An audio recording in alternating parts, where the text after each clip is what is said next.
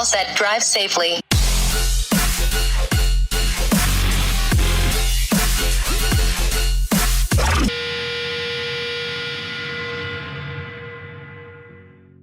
Să vedem cine a câștigat tricoul.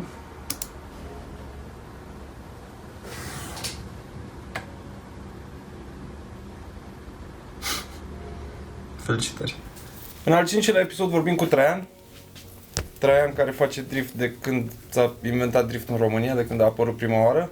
Traian pe care mă chinui să-l prind din 2010, cred, când cu toate eforturile din lume am reușit să pun un rahat de V8 4 litri pe mașina mea și eram fericit tare că asta aveau și ei și exact când mi l-am pus eu pe ăla și-au pus ei M5 sau gen, oricum au trecut la următorul nivel și eu am rămas iar în urmă. Și acum Traian are un Nissan cu motor de Porsche 4.5 biturbo. Motorul e stock, salutare. Nu s-a modificat nimic la el, nu funcționează pe calculatorul original al motorului. O mașină și o configurație neașteptat de fiabilă pentru mine. Funcționează de 2 ani fără reparații majore. Doar ce am mai atins-o, ce am mai strâmbat o roată, un braț, ceva de genul. la Riga. La Riga a fost o experiență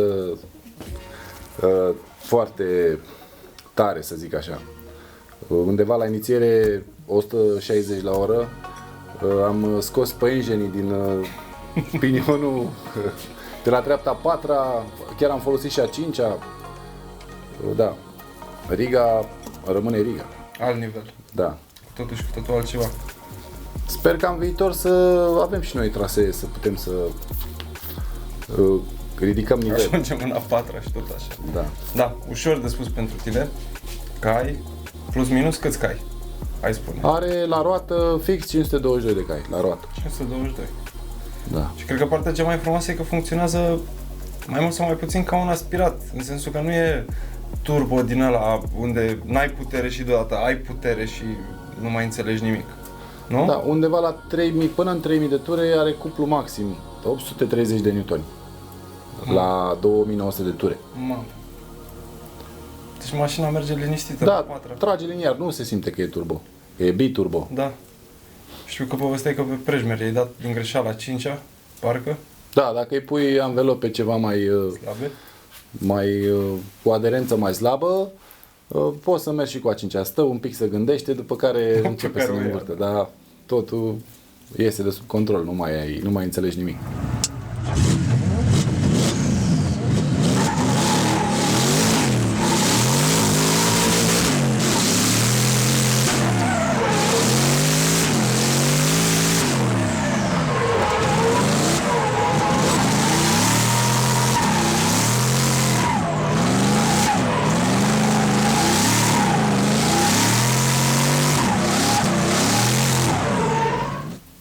Dacă ai avea de ales între a pune un motor modificat, de exemplu cum e al meu, 4.6 ies cu chiuloase de 4.000, cu așa, și a merge pe un motor, nu știu să zicem, V10 de Audi, ăsta al tău de Porsche, care tu l-ai luat, ok, ai muncit enorm de mult ca să-l faci să intre și să nu știu ce, Da, dar mergi pe foarte. calculatoarele stock, încerci să ții cât mai mult ce au făcut cumva nemții, care sunt totuși niște ingineri și așa. Și uite că e fiabil. Da. Și dacă aș mai construi altă mașină, aș merge pe aceeași configurație. Chiar dacă aș schimba motorizarea V10 de la M sau Da. V8 nu aș încerca eu să-l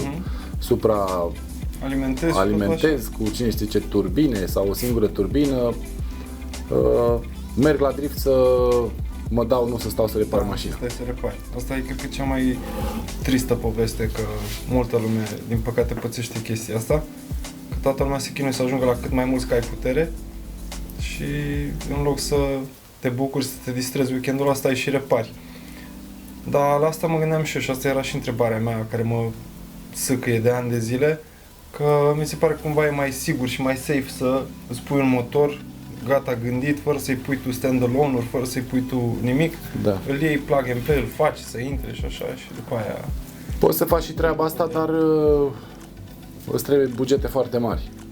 Îți trebuie, cred, până și un softist să meargă cu tine la circuitul respectiv, unde te dai la munte, la mare, la altitudinea mai mare, mai mică, să-ți schimbe harta, să-ți umble, să-ți o regleze.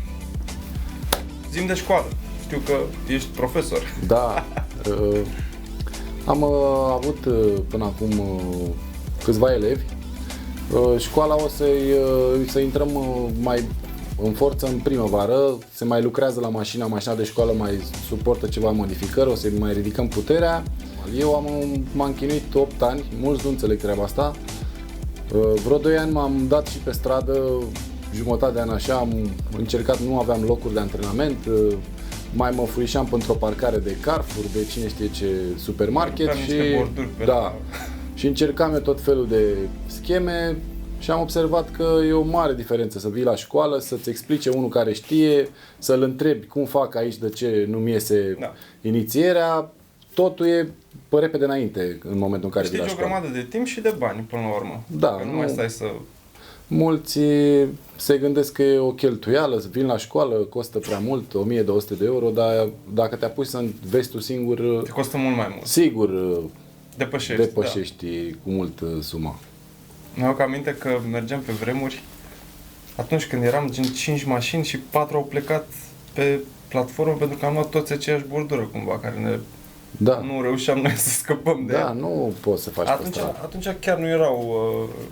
Chiar n-aveai motor park, n-aveai TT-uri, n-aveai Mureș Ring, chiar n-aveai variante pe vremea aia. Da, au mai apărut câteva locații în care poți, într-un mediu organizat și e safe și pentru tine, garantat n-ai ce să pățești. Mașina de școală are roll cage, are instinctor, e o mașină cu care poți să participi și la etapă, numai că nu are puterea necesară pentru pro. La semi-pro poți să mergi cu ea liniștit. Că ăsta e și începutul. Nu poți să pleci din clasa 10-a sau să intri direct la facultate dacă tu nu ai făcut clasele primare. Normal. Cam așa stau lucrurile. Trebuie să o iei de jos, să ai răbdare, să simți mașina, după care ridici puterea dacă vrei. Citisem astăzi ceva super tare care chiar se aplică cumva. Dacă nu poți să mergi tare cu 90 de cai, cu siguranță nu poți să mergi tare cu 900 de cai. Ceea ce nu vreau să intru prea tare în detalii, dar mi se pare că la noi e o boală cumva, adică în momentul în care tu tot schimbi setup-ul, tu n-apuci niciodată ca pilot să te obișnuiești cu mașina aia și noi pur și simplu avem tendința asta de a nu merg bine, încă 100 de cai, pe nu o să funcționeze niciodată. Eu de-aia mă chinui cumva să țin mașina asta în zona aia de 400, 500, să nu am hopuri din astea foarte mari, că te cam distruge ca și pilot și am văzut chestia asta din păcate cu Călin la Baia Mare, când a încercat să meargă pe 2 mașini și a ieșit un haos total, că n-ai cum. Da. Orice mașină are un stil diferit de condus, chiar dacă e vorba de E30, 2 E30-uri, unul cu 6 cilindri, unul cu V8, sunt total diferite mașinile. Nu ai cum să spui, sunt la fel. Da. Mașinile la fel sunt mașinile de stradă. Alea de serie care aveau ieșit, da, alea merg la fel. O ultimă întrebare ar fi, care ar fi sfatul tău pentru cineva care vrea să înceapă de la zero, cu cheltuieli minime, deci minimul necesar pentru a te distra un pic cumva cu o mașină. Ce ai recomandat de la mașină până la setup, până la ce vrei tu? Minimum. Cea mai bună variantă e să mergi la cineva care știe cum se face o mașină de drift și acolo vei afla setările minime ale mașinii. Gen, orice ai face trebuie să întărești puntea spate, nu mai poți să-i lași să vibreze buc și tot. Da. Trebuie să nu existe jocuri, pivoții care bat, capete de bară obosite, ceva de genul ăsta. Automat o să meargă cu diferențial sudat, diferențialul autoblocant e scump și are alte costuri, dar ca să nu pierdeți vremea și să nu aveți zile pierdute așa, să stai că am văzut eu la ăla cum a făcut și fac și eu, mai bine te duci la cineva care știe, ți-o setează, îi spui bugetul e ăsta, 3.000, 5.000, 8.000, ce putem să facem de bani ăștia, să merg și eu de latul într-o parcare undeva Da, la un liniștit, la un eveniment, ceva. la un eveniment, îți trebuie ceva măsuri de siguranță și în momentul în care mergi cu mașina în derapaj, în drift. Nu poți să iei o mașină de stradă, să îi sudezi tu diferențialul și să te apuci să mergi de latul pe stradă. Nu e deloc ok, e tot. Nu, evident, pe stradă nu. Ne vedem în Ungaria la prima etapă, la Maria Porci. Sigur, mașina e aproape gata, 90%. Trebuie ceva revizii pe la un schimb de ulei, mai are ceva fibre un pic de retușat și la prima etapă vom fi prezenți. E gata de război, Da, nu, e Maria Poci, n-am cum să... să ratezi. E de neratat. Mult succes! Mulțumesc mult, Ne vedem pe circuit. salutare! Ăsta a fost episodul numărul 5. În următorul episod o să vedem cum arată motocicleta înainte de colantare. Tot ce trebuie să faceți ca să câștigați un tricou de genul ăsta, ăsta chiar, e M, trebuie să lăsați un comentariu pe YouTube, irelevant ce comentați acolo, ce vreți, puteți să puneți întrebări, să faceți ce vreți voi. Ne vedem la următorul.